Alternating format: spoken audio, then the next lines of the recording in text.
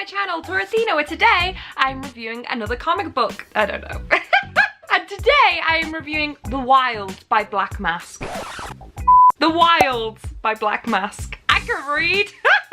This was written by Vita Ayala and drawn by Emily Pearson. So what is this comic about? After a catastrophic plague sweeps across America, survivors come together to form a city-state-like community for safety. Daisy Walker is a runner for the compound, a mix of post-apocalyptic, postal service and black market salvaging operation. It is a runner's job to ferry items and people between settlements, and on occasion scavenge through the ruins of the old world. Daisy is the best there is at what she does.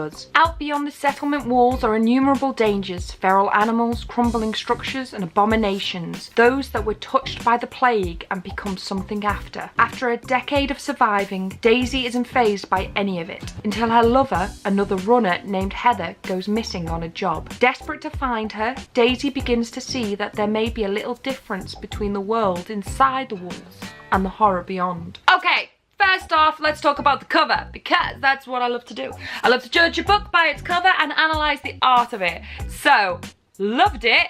10 out of 10. I think the art on this cover is beautiful. I think the cover's beautifully done. I love a good interchangeable orientation of comic covers. Don't think I just put a lot of words together there, hoping that made sense. But yeah, I really did love it. It is beautiful, it is dark, it is detailed, it is beautiful. It made me want to read this comic just from this one picture alone, and I loved it. Another pro to this comic, and a massive question to every other comic out there: why don't you put your social media handles with the name credits like this comic did? It makes it so much easier. One, I love following artists and creators anyway, but two, I follow them because I review them. So with every review I ever do, I always have to go and find that out for myself, and that's just extra work for me. I'm lazy. I don't want to do that. So yeah, more comics should do that.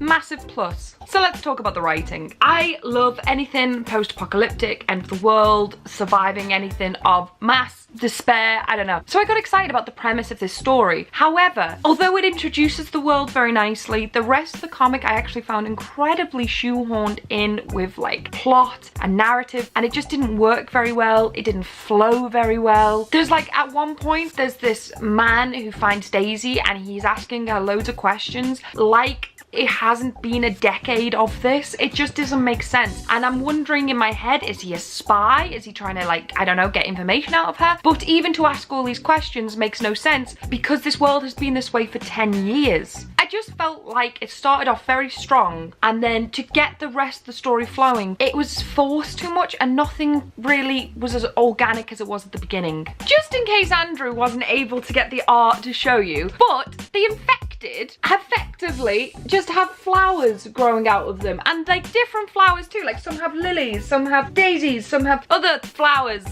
But it's crazy. It's like, it's not this gory. They're called abominations and people are terrified of them and they look weirdly feral, but they're just flowers on their head or wherever, I don't know. But it's done really weirdly. It's like they've drawn all the characters and then just got flower PNGs and just stuck them on top of them. Like, it doesn't really flow with the curves of the body or the face. It's just like flowers on top of you. It's weird. The art screams the Luna Brothers, like who did the girls. And that type of art is incredibly two-dimensional, quite flat, with usually pastel colours. And it can work very well. It is incredibly much more a simple style, but it works. The only downside I had to this art in particular is the artist, for a reason I don't know yet, has drawn a lot of lines on their faces. At first I thought, oh, they're age lines, it's to show that she's getting on in her age, but they change or they disappear and everyone seems to have them, and I don't like it. I didn't like the lack of continuity with the lines on the panels because it changed. This sounds incredibly shallow of me, but I don't like when artists use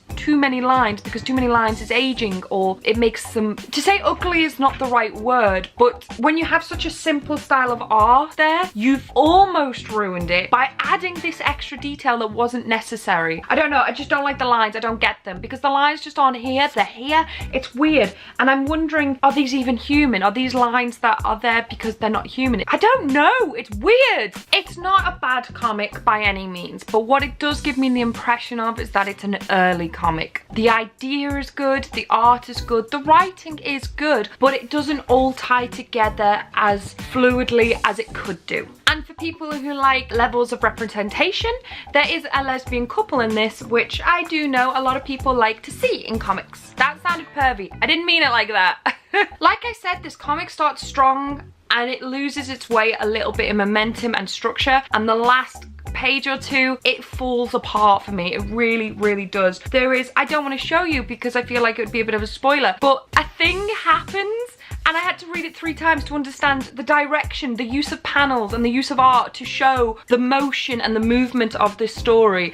And then something happens and she's like, oh my gosh, enter name. Like, it's a person that we are attached to and we know, and I'm like, you've never mentioned him, don't know who it is, what's going on? And it's just, I totally understand how they're trying to finish it. It's trying to finish it in a way with a certain level of a cliffhanger, the type of cliffhanger I love, but it's kind of fallen flat again. It's like, you can see all the effort. It's A for effort, B for execution. That's this kind of comic. Overall, it was a good comic. Not one I'm gonna rush out to carry on reading, but it was a good comic. Have you read this comic before? Let us know what you think. Did you think differently to me? Have I sold this comic to you? Have I not sold this comic to you? Comment below. That's why I do these videos. I love talking about comics. And don't forget to like and subscribe because it helps out the channel. And you can support us financially on Patreon for as little as $1 a month. And we have many rewards, so you can check them out below as well. Thank you so much for watching, and I'll see you tomorrow. Bye.